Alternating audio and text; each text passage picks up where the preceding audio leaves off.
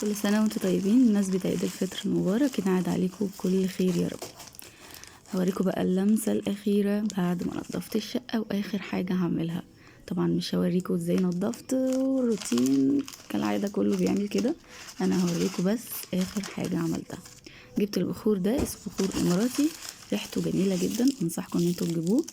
وهنعمله بالفحم ده سريع الاشتعال، اسمه فحم الشعلة. تعالوا ازاي بقى اوريكم انا عملته ازاي. هو عبارة عن قرص كده، قرص صغير، هنروح نولعه على النار ونشوف هنعمل ايه بقى في النهاية السعيدة. يلا بينا. حطيته كده على طرف العين بتاعت الشعلة، وهولع عليه النار، وهيبدأ بقى هو يولع بسرعة لان هو سريع الاشتعال.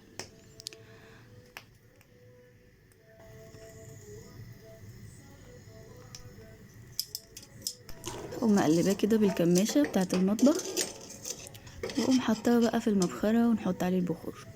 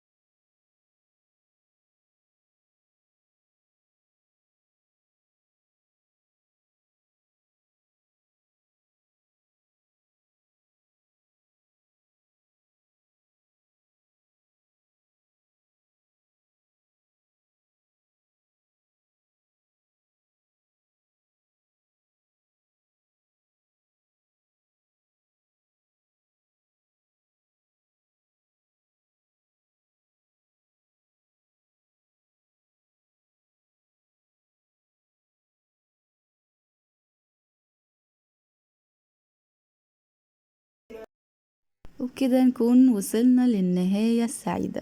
ما أجمل النهايات.